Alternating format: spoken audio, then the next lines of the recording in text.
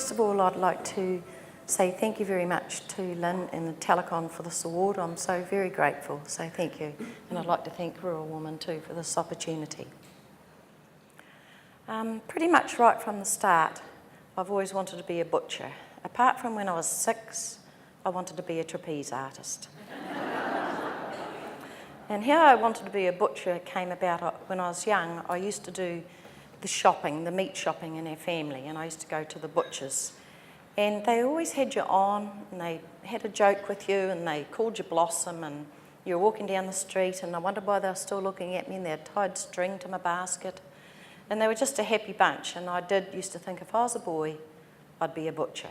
Well, anyway, I had the opportunity to be a butcher. There was an ad in the paper for an apprentice, and I went for it, and I got it. So that was the beginning, and that was in 1973. When I completed my apprenticeship, I moved to Australia, and I worked there for 13 years in different butcher shops, and I learned lots of different skills from butchers from all over the world. It was at that time, around about 1990, I had a thought, I'd like to do this for myself one day. And when I look back now, I can see that everything I did after that really was preparing me for what I'm doing now. So I moved back home to Southland, and I started working in an export venison plant. And the skills I learned there, I now do I do a lot of home kill, that's my main business. And I do that now for the hunters that come in. I cut the venison up for them in a really lovely way, and I make famous venison burgers for them. After working there, I worked in an export freezing works in Southland called Blue Sky Meats, and I started there in the boning room as a boner. And the skills I learnt in there, I now do for the farmers and the farmers' wives. I cut up the lambs and do a beautiful job, and I call it export gourmet cuts. And most of the wives in Lawrence now won't let their husbands near the meat. After some time doing that job at Blue Sky Meats, I got a promotion to quality control. And the skills I learned in that job, they helped me when I set up my shop with the risk management program with the Food Safety Authority. And those people speak a completely different language, so I was very glad I had those skills. Again, after some time in that job, I got another promotion at Blue Sky Meats, and I was promoted to assistant supervisor on the slaughter board in charge of 46 men and 5 women. Now, the skills I learnt doing that job have held me in very good stead to handle anything that comes my way now. Anything at all, I can tell you. So after about 15 years there, I decided that it's time for a change in my life, and I had always wanted to live in a small town. So I chose Lawrence, which is in South Otago, and I have some family up that way, so that's why I chose Lawrence.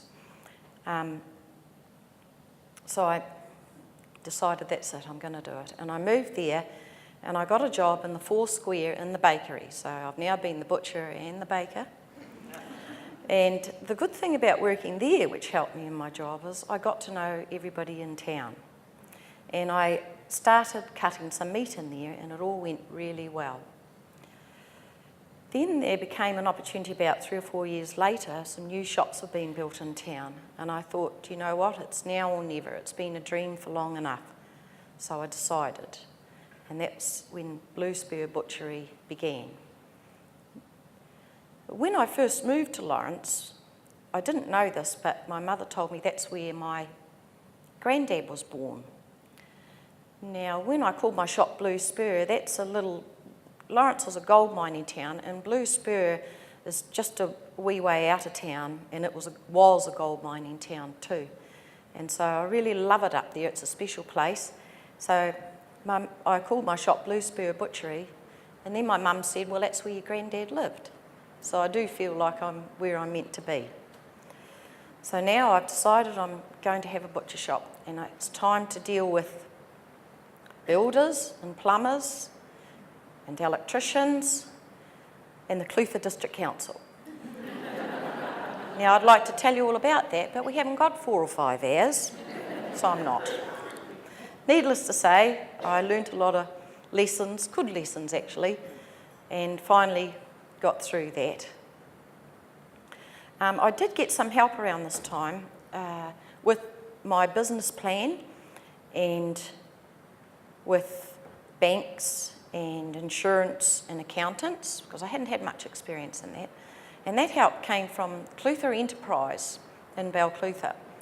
And this was a scheme that was a bit scared to look. That's my best friend. She wasn't doing a very good job. So I was Clutha Enterprise, and that was a Labour government initiative to help people into business, and it was wonderful. And unfortunately, when the national government came in, they stopped it. So I think that's quite sad, because I don't know how to got on without them. It was just wonderful. So then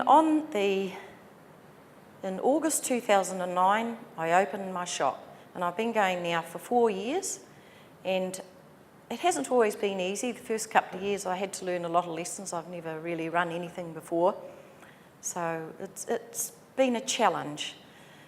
But for the most part, I really love it. I love what I do, and I love the people that I meet and the people in my community. It's such a supportive community, so I really enjoy what I do. And I have help sometimes from the retired butcher Gordon.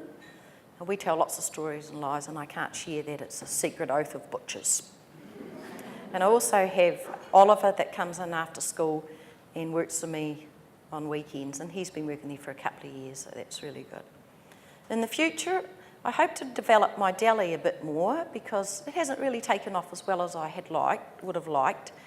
And we've got the Clutha Gold Trail, cycle trail going through Lawrence, just opening this year. So we've all got a lot of hopes pinned on that. So I'm looking forward to that and having another crack at the deli.